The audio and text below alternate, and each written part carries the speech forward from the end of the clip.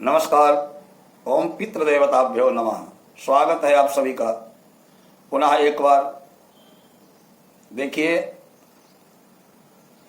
हमारे जो पूर्वज दिवंगत हो चुके हैं या कहिए जिनका देहावसान हो चुका है, उनको हम पितृ कहते हैं।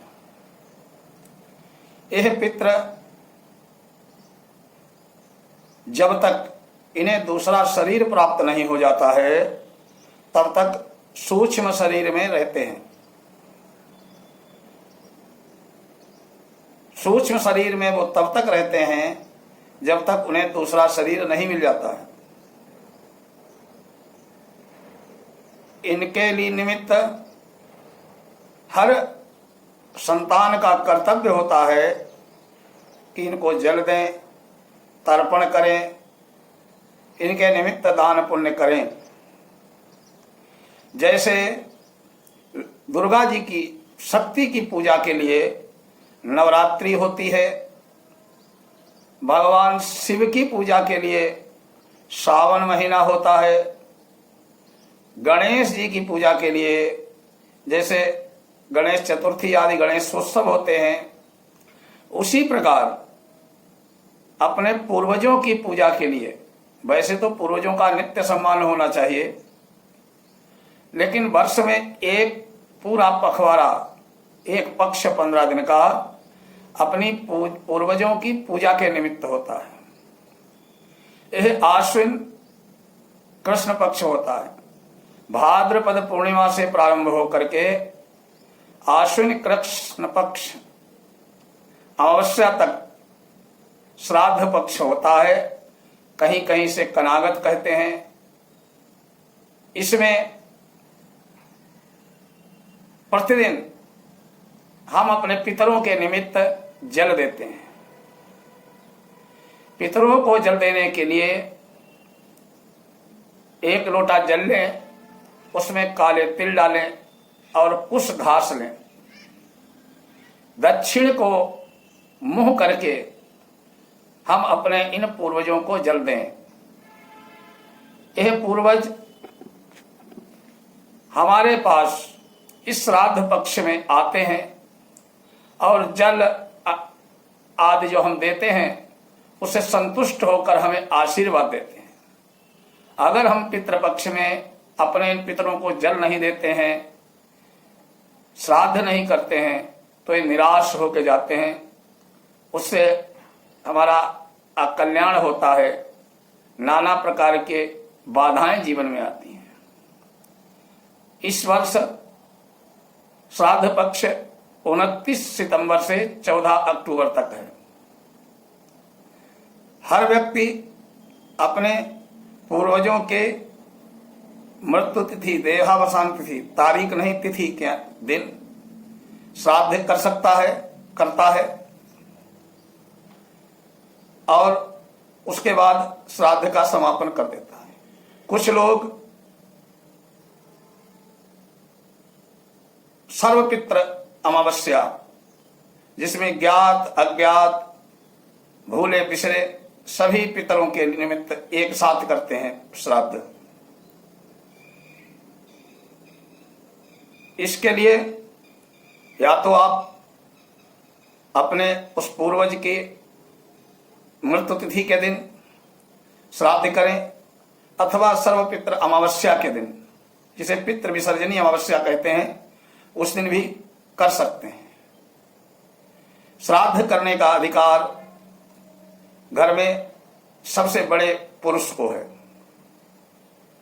अगर वह उपलब्ध न हो तो घर का कोई भी पुरुष सदस्य कर सकता है।